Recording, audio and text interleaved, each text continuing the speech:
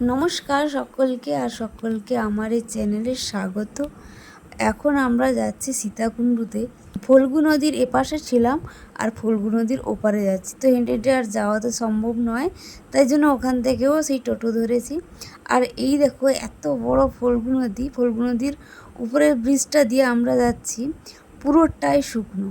আর এই পাশে একটু একটু করে জল আছে, আমরা যে পাশে ছিলাম, আর এই পাশে পুরোটাই শুকনো। তো এর পেছনে একটা কাহিনী আছে, আমি সেটা বলে বলে রাস্তায় তোমাদেরকে যাই চলো। আর তোমরা যারা শুনেছো তো ভালো কথা, আর যারা শুনোনি তারা একটু শুনে নাও।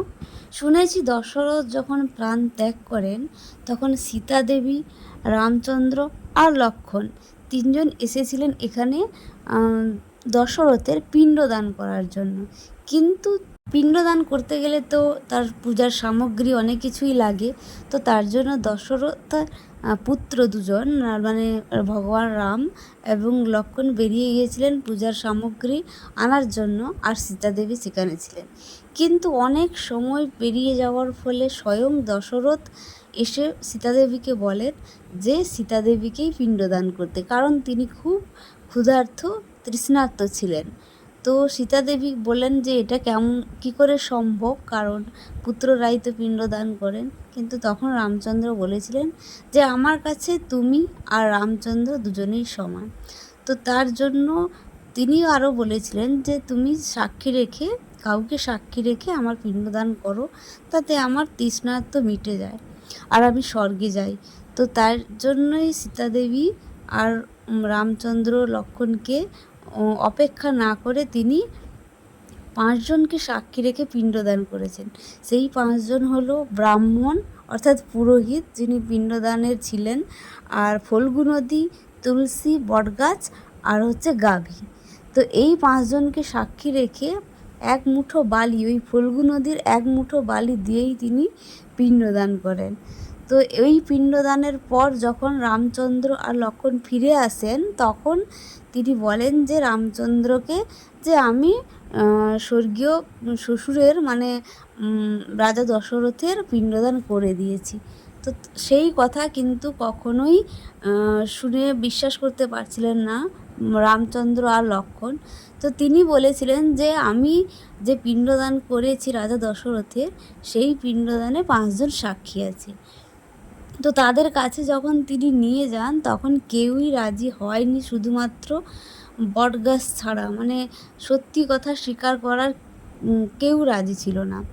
সবাই মিথ্যে কথা বলেছিল যে না, সীতা পিণ্ডদান করেনি। একমাত্র বটগাছই স্বীকার করেছিল যে হ্যাঁ, সীতা দেবী পিণ্ডদান করেছেন। তো তিনি ক্রুদ্ধ হয়ে রাগে অভিশাপ দিয়েছিলেন 4 জনকে এই মিথ্যে কথা বলার জন্য।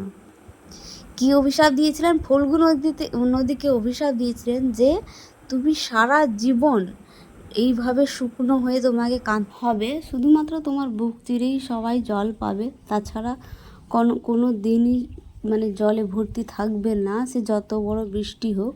আর তুলসীকে অভিশাপ দিয়েছিলেন যে তুমি যত বড়ই পবিত্র হও, শুধু গয়াতে থাকবে না, তুমি যেখানে সেখানে জন্ম নেবে এবং তোমার উপরে পশু পাখি মলমূত্র ত্যাগ করবে।